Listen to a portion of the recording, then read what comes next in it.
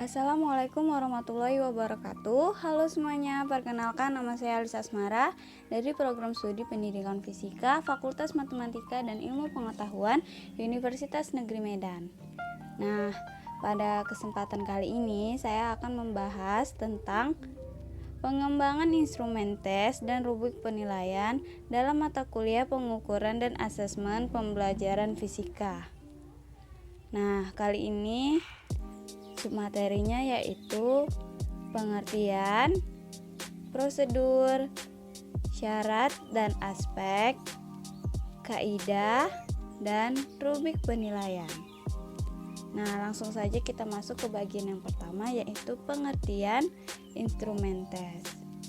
Instrumen tes secara harfiah berasal dari kata bahasa Prancis kuno yaitu testum, yang artinya piring untuk menyisihkan logam-logam mulia yang sangat tinggi nilainya.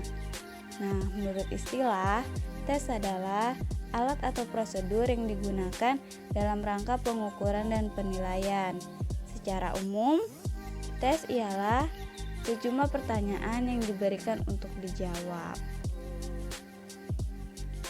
Selanjutnya, prosedur pengembangan instrumen tes. Nah, yang pertama, menyusun spesifikasi tes. Dalam menyusun spesifikasi tes, hal-hal yang dilakukan ketika menyusun spesifikasi tes adalah menentukan tujuan tes, menyusun kisi-kisi, memilih bentuk tes, dan tes sumatif. Hal ini dilakukan agar mempermudah dalam menulis soal, dan siapa saja yang menulis soal akan menghasilkan tingkat kesulitan yang relatif sama. Yang kedua, menulis soal tes.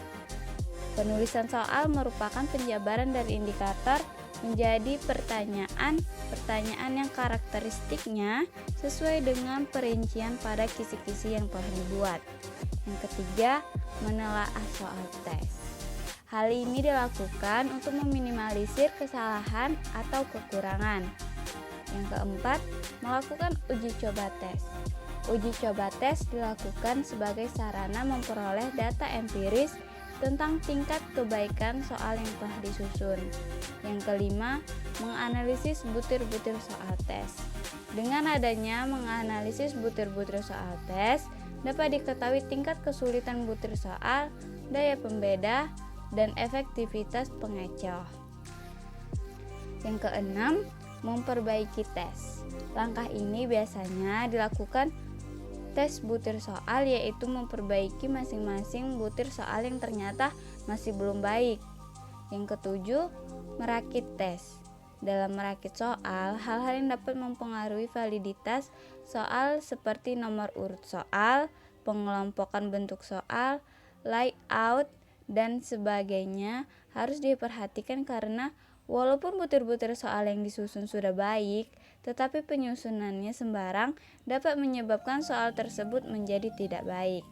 Yang kedelapan, melaksanakan tes.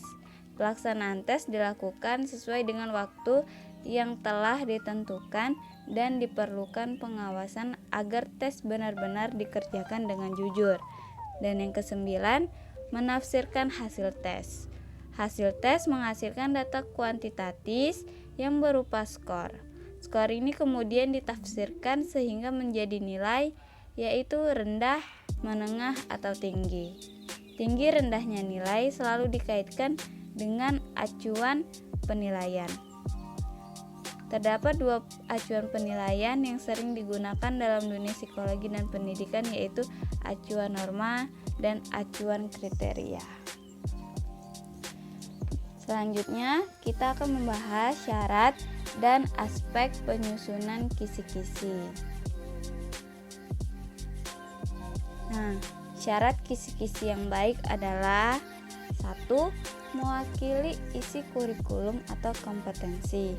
Yang kedua, komponen-komponennya rinci, jelas, dan mudah dipahami. Yang ketiga, dapat dibuat soalnya sesuai dengan indikator dan bentuk soal yang ditetapkan. Nah, selanjutnya pemilihan materi dalam penyusunan kisi-kisi hendaknya memperhatikan 4 aspek sebagai berikut, Yang pertama, urgensi. Materi yang diujikan mutlak harus dikuasai siswa. Yang kedua, relevansi. Materi yang dipilih sangat diperlukan untuk mempelajari atau memahami bidang lain. Yang ketiga, kontinuitas. Materi yang dipilih merupakan materi lanjutan atau pendalaman materi yang sebelumnya. Dan yang keempat, keterpakaian. Materi memiliki daya serap dan nilai guna yang tinggi dalam kehidupan sehari-hari. Berikut merupakan format kisi-kisi penulisan soal. Di situ ada jenis sekolah, jumlah soal, mata pelajaran, bentuk soal atau tes, kurikulum, penyusun, dan ada tabelnya. Nah, isi tabel pada kolom 2, 3, 4, dan 5 adalah harus sesuai dengan pernyataan yang ada di dalam silabus atau kurikulum. Penulis kisi-kisi tidak diperkenankan mengarang sendiri kecuali pada kolom 6. Selanjutnya, kaidah soal uraian. Nah, kaidah soal uraian terdiri dari materi, konstruksi, dan bahasa. Nah, pada materi memiliki kaidah sebagai berikut, yaitu pokok soal harus sesuai dengan indikator. Pokok soal harus logis ditinjau dari segi materi.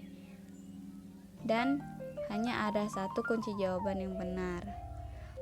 Dari segi konstruksi, kaidahnya yaitu pokok soal harus dirumuskan secara jelas dan tegas. Soal jawaban singkat menggunakan kalimat tanya. Soal isian menggunakan kalimat pertanyaan. Pokok soal merupakan pernyataan atau pertanyaan yang berkaitan dengan materi yang diukur. Pokok soal tidak memberi petunjuk ke arah jawaban. Pokok soal tidak mengandung pertanyaan yang bersifat negatif ganda. Gambar, tabel, grafik, diagram, dan sejenisnya yang terdapat pada pokok soal harus jelas dan berfungsi.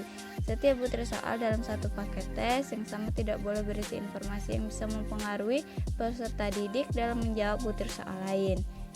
Dan yang terakhir, jawaban yang dituntut oleh soal harus singkat dan yang pasti berupa kata, frase, angka, simbol, tempat, dan waktu.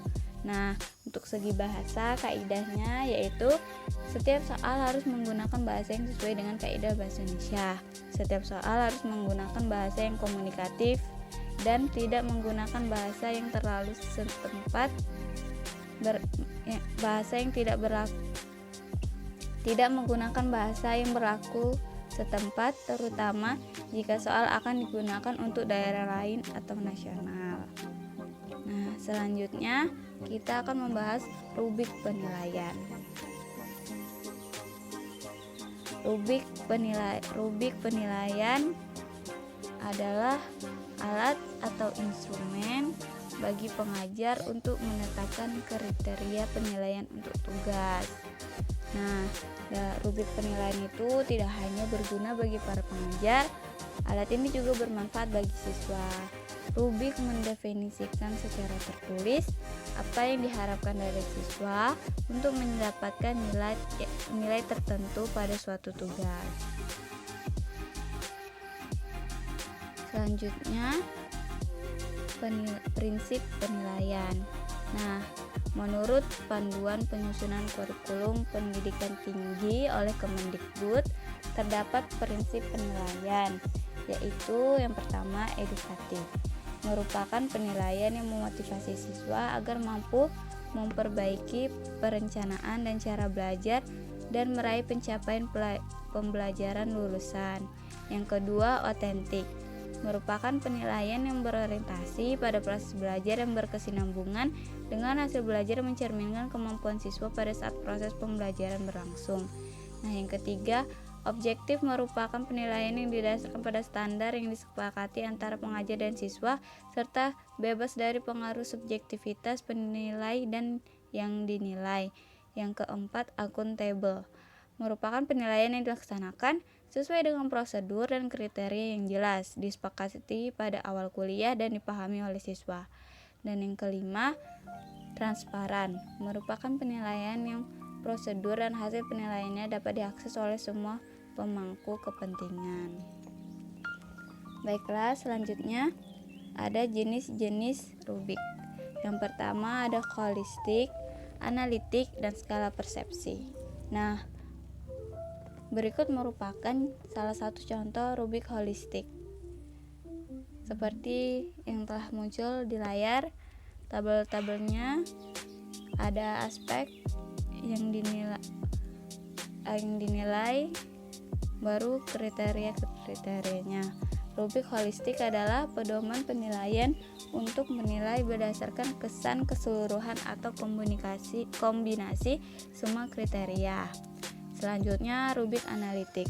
Rubik analitik adalah pedoman penilaian yang memiliki tingkatan kriteria penilaian yang dideskripsikan dan diberikan skala penilaian atau skor penilaian. Selanjutnya, rubik skala persepsi. Rubik skala persepsi adalah pedoman penilaian yang memiliki tingkatan kriteria penilaian yang tidak dideskripsikan, namun tetap memberikan skala penilaian atau skor penilaian. Dan yang terakhir, manfaat rubik.